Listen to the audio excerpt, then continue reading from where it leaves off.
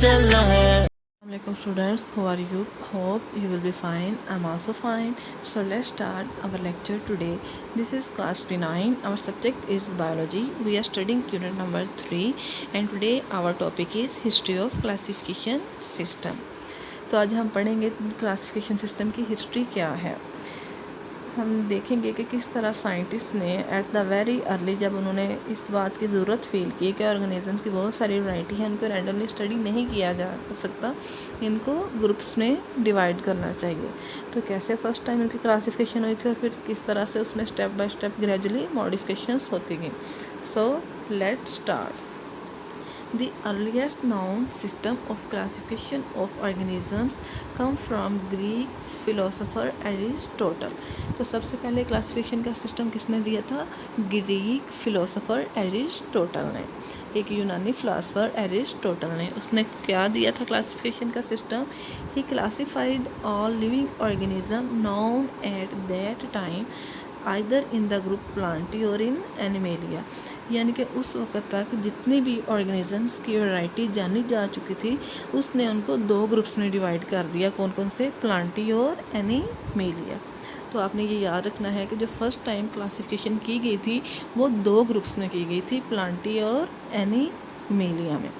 इन 700, उसके बाद 700 में अबू उस्मान उमर अल जाहिज। तो ये जो इस तरह के नेम्स और टर्म्स हैं वो आपने याद रखने हैं MCQs के पॉइंट ऑफ व्यू से। Describe the characteristics of 350 species of animals. किसकी? एनिमल्स की।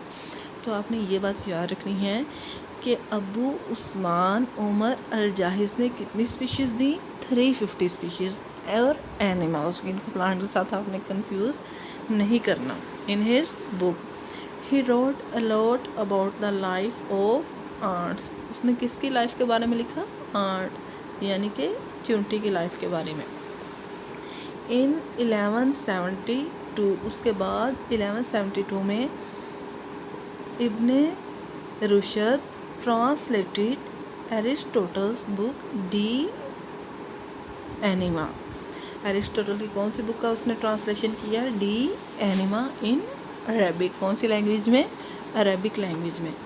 तो उसके बाद इब्न रुशद ने जो एरिस्टोटल की बुक है डी एनिमा की अरेबिक में ट्रांसलेशन की। In the end of 15th century, 15वीं सदी के आखिर तक the biologist had started work on classification method.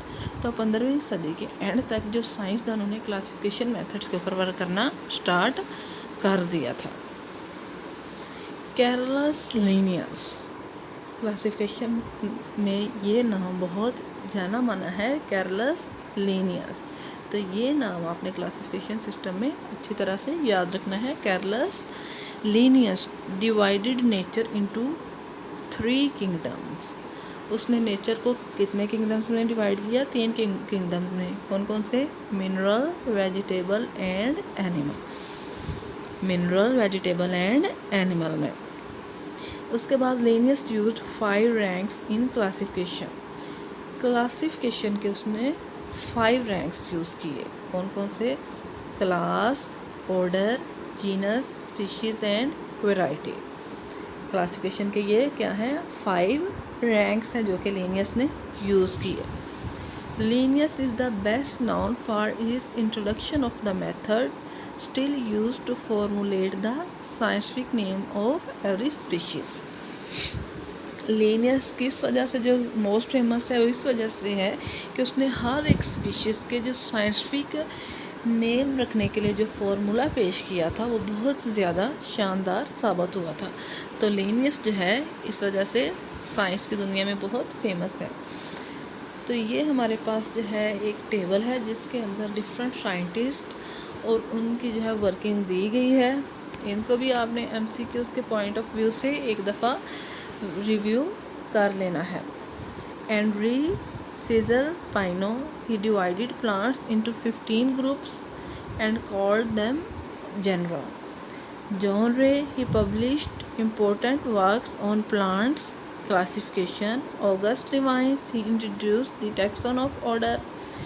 Tournefort he introduced the text of class of species and Carolus Linnaeus, जो हम आपकी बुक में जिसका जिक्र किया गया है सबसे ज़्यादा वो है कैरोलस लीनियस, और इसकी आपने डेट भी याद रखनी है 1707 to 1778 AD। इसने क्या किया था, ग्रुप्ड स्पीशीज़ की उसने ग्रुपिंग की according to similar physical characteristics की बेसिस पे। Biologist prefer such a system that can provide maximum information about the basic differences and similarities among different organisms। Biologist ऐसे सिस्टम को ज़्यादा प्रेफर करते हैं जो डिफरेंट ऑर्गेनिजम्स हैं उनके दरमियान मैक्सिमम सिमिलैरिटीज़ और डिफरेंसेस को बता सके, वाज़िया तौर पे बता सके।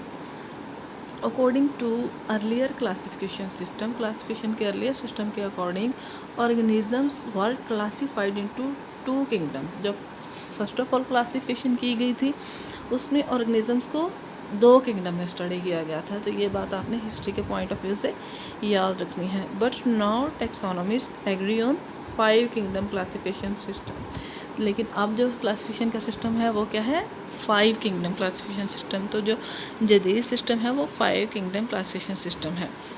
We will see the basis of these classification system and the drawbacks in the 2 kingdom and 3 kingdom classification system।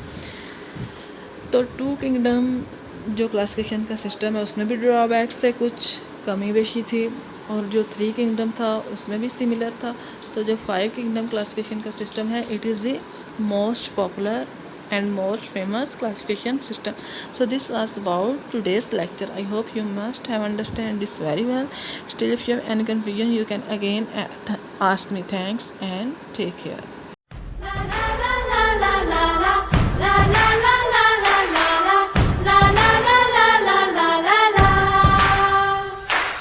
हवा में उड़ना है, पानियों पे चलना है।